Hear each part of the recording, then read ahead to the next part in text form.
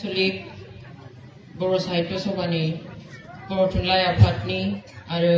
दुलाराय बर' फरायसा आफाद आरो जुनाय आंचलिकनिनो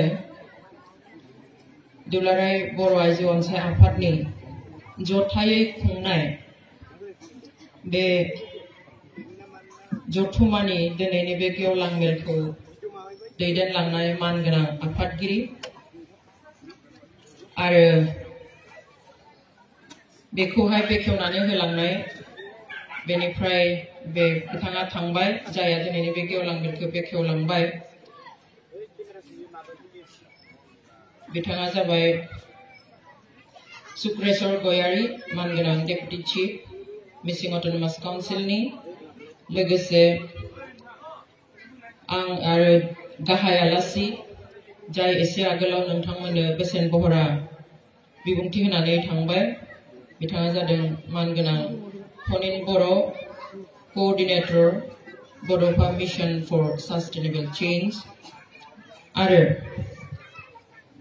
माननि आलासि आरो लिंजानाय हांख्रायजानाय आलासि बिथांमोन आं साफ्रोमनिबो नामखौ बे समाव बुंनो सानाखिसै आंनि निमाहा बियो आरो स्पेशली बर' थुनलाइ आफाद दुलाराय बर' फरायसा आफाद आरो बर' आइजो अनसाय आफादनि मावथि दैदेनगिरि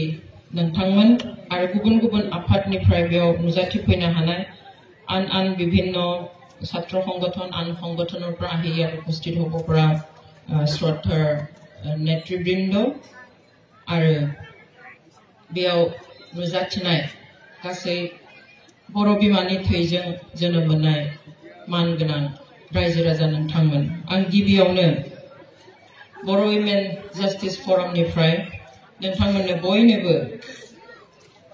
गाहाम हामलायथि बावहरो दिनैनि बे गोथार सानाव लोगोसे आं साबायखर बावो नोंथांमोना बे खुंफुंनायाव नोंथांमोनजों बाहागो लानो थाखाय बर' वुमेन जास्टिस फरमनि आफादगिरि हिसाबै आंखौ बेयाव खावलायना लाबोनायनि थाखाय आं गोरबोनिफ्राय हाजासे साबायखर बावहरो एसे आगोलाव जोंनि गाहाय आलासिया जोंनो नांगौ एबा बर' हारिनो नांगौ मोनफ्रोमबो आयदाखौनो एसे एसे दांनानै बुंलांजोबबाय बहाबा बांसिन स्ट्रेस होदों माखौबा एसे खम बुंदों नाथाय जेसेबांखिनि जोंनो नांगौ मोनसे हारि हिसाबै गेरेमसा हारि हिसाबै थांना थानो गोख्रों हारि हिसाबै थांनानै थानो सांग्रां हारि हिसाबै थांनानै थानो जौगानो थाखाय मोनसे हारिनो जि नांगौ बेखिनिखौ गासैखौबो बुंलांबाय थेवब्लाबो बुंथिगिरि हिसाबै लिंनायखाय आं बिथांनि माखासे नंगौ बाथ्राफोरजोंनो सरजाबनानै आं एसे बुंनो सानदों आं खावलायग्रोनो लुबैयो आं साबायखर बावगोन आं सानदोंमोन सान दोबैनायनि उनाव चिफ गेस्टआ बुंनायनि उनाव रायजोफ्रा सिखांजोबगोन खोमा होननानै नाथाय सिखाङाखै दासिम बेवहाय आं साबायखर बावो आरो आं खावलायनो लुबैयो जों गले गले लोगो मोना नोंथांमोनखौबो लोगो मोना जोंखौबो मोना बेवहाय एटलिस्ट दिनै जों घन्टासे सम बारा थानि जों मिथिगौ जों बयबो गावबा गाव न'खर नायनांगौ ओंखाम संनांगौ मोनानि मोसौ दोस्लायनो माने लाबोनांगौ दाउ अमा थिसननांगौ जों बयबो मिथिखानाय गासिबो थेवब्लाबो सानसेनि थाखाय आं आसा खालामगोन रायजो राजा नोंथांमोना बेवहाय दान्दिसे थागोन आरो जोङो अन्तत जोंनि हारिनि सार्थआव बर' माहारिनि सार्थआव जोङो दान्दिसे एसे सावरायलायनो खाबु मोनगोन मोनथाम संगठनजों लिंनायलाय आं मोनथामनि बाथ्राखौ बोरै ज'है बुंगोन आं सानस'नो हायाखै किन्तु आं बेबादिहाय आङो सेपारेटै बुंनो नागिराखै किन्तु आङो ज'है एज ए होल बिइं ए बर' what is our duties what is our rights what is our responsibilities जोंनि मावनांगौ जोंनि मोननांगौ आरो जोंनि बिबान एज ए होल आं बेनि सायाव एसे बुंनो सानदों दहाय गोबां बाथ्रा बुंलांबाय जे बयनिख्रुइबो गिदिर बाथ्रा मोनसे हारिखौ दानायाव सोनारो होनब्ला बे जाबाय फरायनाय जों मिथिगौ education is the best weapon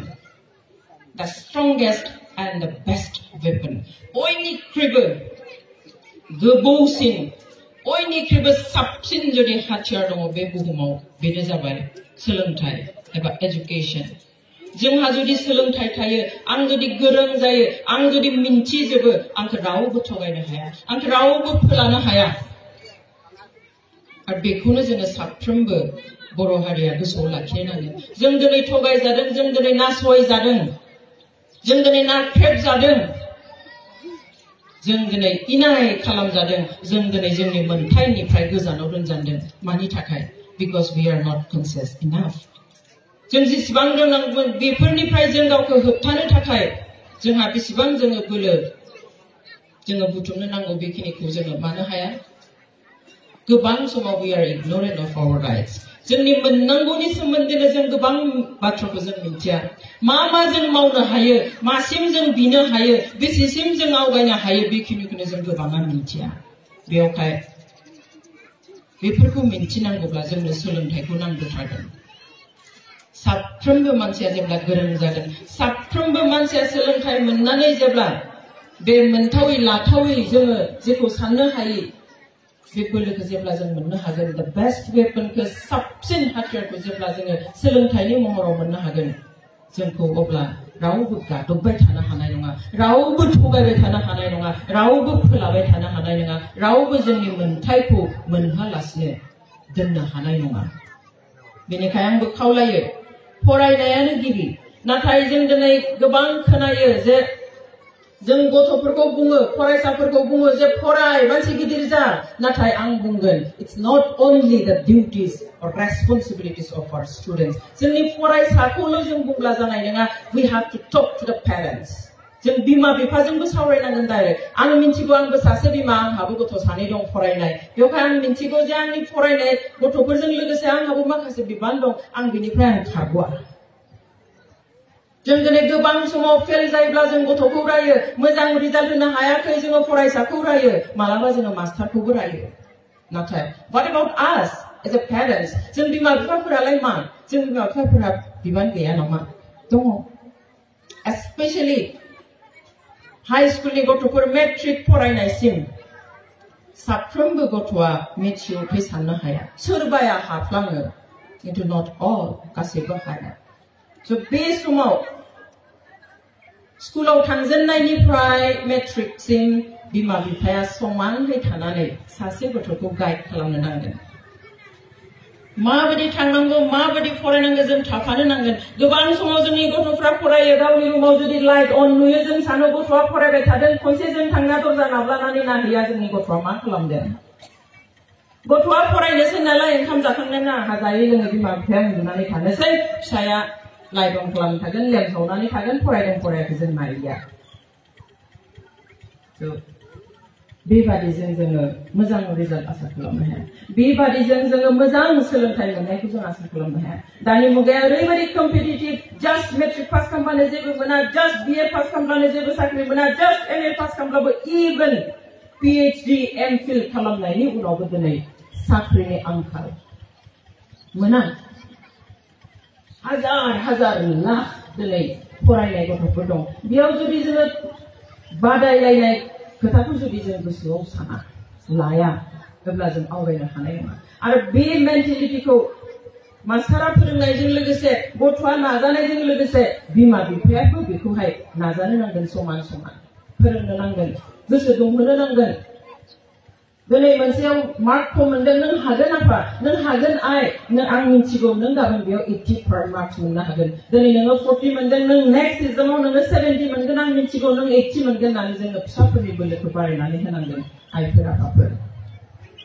दिनै जोंहा मा जाथाव होनो नागिरा, गथ'आ देरोब्ला गथ'नि सिङाव थानो नागिरो बिमा बिफाया उल्थाहै। फिसाया देरबाय नालाय, फिसाया जा लुबैयो आं बेखौसो खालामसिगोन, आं बिनि बेरेखा थांनो हाया, मानोना आंनि फिसाया देरबाय।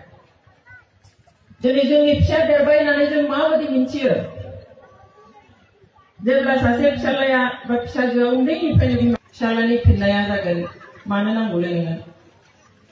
जुदि बेबादि बुंबायब्ला सासे फिसाया मिन्थिखादों नोंनि फिसालाया देरबाय, which is very wrong. फार्स्टआव हाबफैयो, 4टायाव हाबफैयो, गैया 9टासिम हाबफैयाखै, सानसे हाबफैबाय 9:30, बिनि उनाव बिमाया ओंखाम खुरना नेगासिनो दङ, सोंबाय बहा थांनाय आफा, एफा गोबाव समजोंसो थांनाय, माथो खामानि दङ, मानो नांगौलै नोंलाय बेफोरखौलाय? बे जुदि बेबादि फिननाय होबायब्ला फिसालाया जों मिथिखानानै जोंनि फिसाया देरबाय but in a wrong way गोरोन्थि लामाजों देरदों जोंनि फिसाया जेसेबांखि गोरों जाया मानो नोंथांनि फिसाया आंनिख्रुइ रासिन जानो हागौ आंनिख्रुइ देरसिन जानो हागौ आंनिख्रुइ बांसिन साबसिन मोजां बाथ्रा बुंनो हानाय जानो हागौ नाथाय जेसेबांखि रोंब्लाबो आंनिसो फिसा आंनिख्रुइथ' देरसिन जानो हाया बिमानिख्रुइथ' देरसिन जानो हाया बिफानिख्रुइथ' देरसिन जानो हाया बिनि गार्जेननिख्रुइथ' देरसिन जानो हाया so we have every right to control him or her बेनिखायनो बिमा बिफा हिसाबै आं रोङाबो जानो हागौ थेवब्लाबो जोंहा दमन खालामनो कन्ट्रल खालामनो दबथायनो थाखाय जोंहा मोन्थाय थायो बेखौ जोङो गिनो नाङा गाज्रि लामाजों थांबा जों दबथायनांगोन बुंनांगोन गाज्रि मोनथों मोनसे समाव जोंखौ स्कुलाव जेब्ला खोब थांनो होयोमोन न'आवहाय गामियाव रावबो जोंनिया स्कुलावनो थाङामोन जोंहा आफायाल' जोंखौ माने ओरैबायदि थाङाबा लावथि गंसे लानानै जोंखौ होना हरोमोन आफाखौ बिराद रागा जोङोमोन जों आफाखौ नायनो हाथारामोन खिन्थु दिनै I feel proud for my father I feel proud for my mother आंनि आइया आंखौ उन्दैयावनो गावनिफ्राय बोखारनानै हस्टेलाव हरदों आं बे समाव दुखु मोनदोंमोन आदामोना न'आव दङ आंखौसो गोजानाव हरबाय खिन्थु आं दिनै सानो आं न'निफ्राय हस्टेलाव बाहेरायाव थाङामोनब्ला आंनि आथिङाव गसंनो हानाय गोहोखौ हयथ' आं मोननाय नङामोन जोंहा अन्ध अननायाबो जोंहा जोबनांगोन बेनिखायनो आं खावलायो गथ'फोरनि बिफाहाबो थोजासे माव आं जेब्ला गाज्रि खामानि मावनो नागिरदोंमोन आं गोरोन्थि सानफ्लांदोंमोन आं बे समाव साननो हायामोन नोंहा आंखौ होबथायाखिसै मानो आंखौ मोजां लामा दिन्थियाखिसै अब्ला आं मा फिननाय होगोन आंनि फिसानो बेवहाय आइ आफा नोंथांमोन दामारनोब्ला गोजौ हारि दामारनोब्ला जौगाखां हारि दामारनोब्ला जोंनि अननायाबो गोथौ जानांगोन जों बांद्राय अननानै जेबो बुङा होननानैहाय आंनि फिसाखौ आं खोमसि लामाजों आं नारहरनाया इनाय जागोन जाय बुद्धि गोरों बिमा बिफा जाय मोजां साननो हानाय बे बिमा बिफाया सानफ्रोमबो फिसाखौ बुनानैब्लाबो रायनानैब्लाबो बेखौ मोजां लामाजों हरगोन खारन गथ'आ उन्दैयाव जेबो साननो हाया बेनिखायनो आं नोंथांमोनखौ खावलायो गावनि फिसाफोरखौ जुदि गोरोन्थि मावदों बुंनो दागि देरबाय फिसाया थेवब्लाबो गोरोन्थि मावदों बुंनो दागि नोंनि उदैनि फिसा नोंनि गावनि फिसा आइफोर आफाफोर दागि जोंहा मोन्थाय दं आरो बे आंनि मावनो गोनां बिबान to make them correct in every stage मोनफ्रोमबो आगानाव थोंजोङै लांनो थाखाय सुद्रायनो थाखाय नंगुबैखौ दिन्थिनो थाखाय बे बिबानखौ आं लानांगोन बे आंनि बिबान दिनै ओरैबायदि कम्पिटिटिभ बे मुगाया आं एसे आगोलावनो बुंदों जे पास जानायजों जेबो जाया बेनिफ्राय बांसिन नाजानो नांगोन जों जेब्ला एभ्रि इयार बोसोरफ्रोमबो मेट्रिकनि आनजादनि रिजाल्ट होयो हायार सेकेन्डारिनि रिजाल्ट होयो स्पेशली सेबानि बेवहाय 10 टपाव थांनाय गथ'फोरखौ नुयो मिडियाफ्रा न' थांनानै इन्टारभिउ लालाहैबाय बायो जे नों खै घन्टा फरायोमोन भाइटि किमान घन्टा पঢ়িছিলা এদিনত তুমি যে টপ 10 এগৰাকী হলা दहाय जायनि खोथाखौ बुंदों बेबादि आरो गोबाङा जेब्ला 10 टपाव थाङो बिसोरनि रिजाल्ट माबाया फिननाया मा आं सानसेयाव 12 घन्टा फरायोमोन आं सानसेयाव 10 घन्टा फरायोमोन आं सानसेयाव 8 घन्टा फरायोमोन बे गथ'फोरनि फिननाय What about बर' students जोंनि फिसाफ्रा बेसेबाङा